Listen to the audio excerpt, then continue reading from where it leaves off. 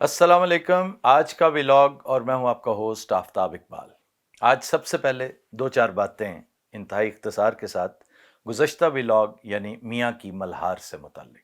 आपने बेपनाह पसंद किया, बहुत सराहा, ज़मीन आसमान के कलाबे मिलाए, तारीफ़ों के डोंगरे बरसाए। लेकिन एक बात बताएं, आप इस कदर शरारत पसंद क्यों वाक़े हुए हैं? आपको क्यों टंग इन चीक पसंद है? अपने आप को बड़ी कोशिश करके मैं संजीदा, मुदब्बिर और सेंसिबल लोगों की फहरिस्त में शामिल करने की कोशिश करता हूं, लेकिन आपकी ये जो शरारत पसंदी है ना, ये मुझे ड्रैग करके फिर वहीं पे ले आती है। यानी इतना सफ़र करने के बावजूद मुझे यूं ही लगा जैसे मैं फिर खबरहार शुरू कर रहा हूं। तो इस पे शुक्रिया तो कबूल कीजिए। मेरा अपना भी दिल चाह रहा था कि ज़रा हट के बात करनी चाहिए, क्या एक ही अंदाज में। और हमारे पास इतनी वैरायटी है, अल्लाह ने अगर थोड़ी सी तख्लीक का ये सिलसिला दे रखा है तो क्यों ना इस्तेमाल करें। मियाँ साहब भी खुश हो जाएं, वो भी क्या कहते होंगे कि यार ये मेरा जिक्र ही नहीं करता, एक ज़माना था बहुत जिक्र करता था। मियाँ की मल्हार और बड़े मियाँ की टोडी भी हो सकता है किसी वक्त। एक दो दोस्तों ने तो ये तक कह दिया कि जी हाफिज़ का हलवा आपको नहीं याद, उसी के ऊपर बात कर लें किसी दिन। अब देखें कैसा कैसा हुस्न तलब है आपका, हैरान करते हैं आप। लेकिन जो चीज़ ज़्यादा परेशान कुन है ना, वो ये कि आप इंसिस्ट करने लगे हैं कि हम इसका पार्ट 2 भी आज ही कर दें, पार्ट 3 और पार्ट 4 भी करें।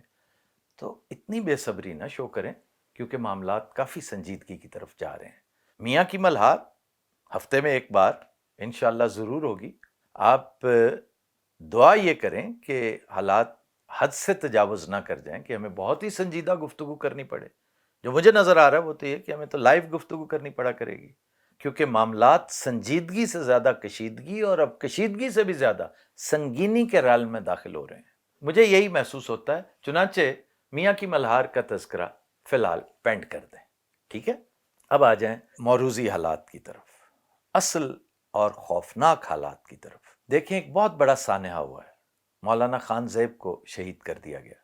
वो एक प्यारे आदमी थे, नफीस आदमी थे, दीनदार आदमी थे, और ये बहुत बड़ा लॉस है। उनका ताल्लुक किसी भी जमात से हो, वो एक मुहिब्बे वतन पाकिस्तानी मुसलमान थे। अल्लाह ताला उनको गरीक रहमत करे। लेकिन आप गौर करें कि एक नया ट्रेंड सेट हो रहा है।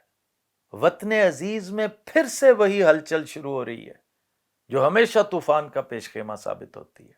अब देखिए कि टीटीपी ने एक एक दिन में 3-3, 4-4 वारदातें फिर से शुरू कर दी हैं, और गिन गिन कर, चुन चुन कर वो हमारी सर्विसेज पे हमले कर रहे हैं। इसी तरह आप बलूचिस्तान जाइए, वहां पे देखिए कि बीएलए की तर्ज पर एक दूसरा ग्रुप वो भी एक्टिव हो गया, वो बाम के नाम से, BAAM। मैं सिर्फ इसकी संगीनी पर गौर करता रहा हूं, इसके एब्रीवेशन पर और इसकी डिटेल्स पर नहीं गया। लेकिन ये भी देखिए किस अंदाज से रियासत पाकिस्तान को नुकसान पहुंचा रहे हैं, इंजर कर रहे हैं। आप दूसरे तीसरे दिन वाकया सुन लेते हैं कि बस को रोक लिया, नीचे उतारा, मारा, चलते कैरवान पे हमला कर दिया।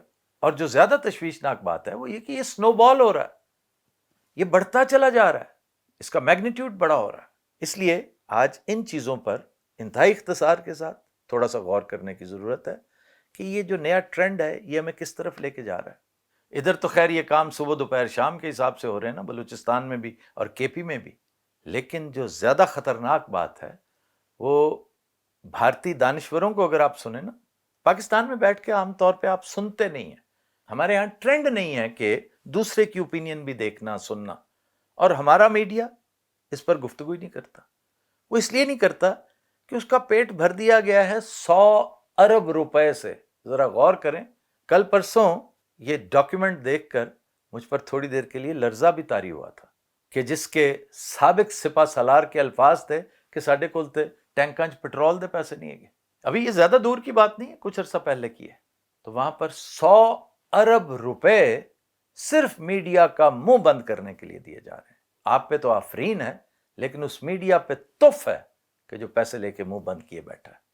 बहरहाल वर्ल्ड मीडिया को भी सुना करें, इधर उधर से लोग क्या बातें करते हैं, और उनको फिर नेट करने की कोशिश किया करें कि बात जा किधर रही है। एक ताज़ा तरीन जो डेवलपमेंट हो रही है, जैसे मैंने कहा था ना, ये एक नया ट्रेंड है, एक ट्रेंड सेट किया जा रहा है। इसी तरह एक सिचुएशन को کسی سانحے کو بلڈ اپ دینے کی جیسے کوشش کی جاتی ہے نا.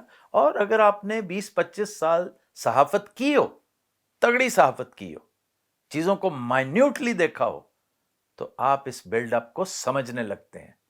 یہ کوئی ایسی راکٹ سائنس نہیں ہے، اور ہمارے صحافیوں کی اکثریت اس کو سمجھتی ہے. افسوس کہ بعض لوگوں کو اللہ تعالیٰ نے چشم بینا دی ہی نہیں ہوتی. اب کیا کریں، ہمارے یہاں صحافی بھی تو فارم 45 اور 47 کے ہیں. تو جو چیز نظر آ رہی ہے وہ یہ کہ جموں اور کشمیر میں ایک ایکٹیویٹی جو ہے مانیٹر کی جا رہی ہے، بڑے غور سے اس کو دیکھا جا رہا ہے. اس میں جیش کا نام لیا جاتا ہے، لشکر طیبہ کا تذکرہ کیا جاتا ہے. وہ ایک نیا گروپ کہتے ہیں جو لشکر طیبہ کی نئی ایمرجنس ہے، اس کے ساتھ ایسوسیٹ کی جا رہی ہے کہ ایک ایکٹیویٹی ہو رہی ہے کہ جموں اور کشمیر میں کوئی کھچڑی پک رہی ہے. اور یہ کہہ دینا ہی بڑا خطرناک ہے، کیونکہ یہی سٹائل ہے، یہی ٹرینڈ ہے ان لوگوں کا جو واٹرز ٹیسٹ کرتے ہیں، ان لوگوں کا جنہوں نے کچھ انیشیٹ کرنا ہوتا ہے. تو یہ جو کھچڑی ہے یہ کسی خطرناک چیز کا پیش خیمہ ثابت ہو سکتی ہے. جیسا کہ میں نے پہلے کہا، یہ ہے وہ ٹرینڈ جو ڈیولپ ہو رہا ہے.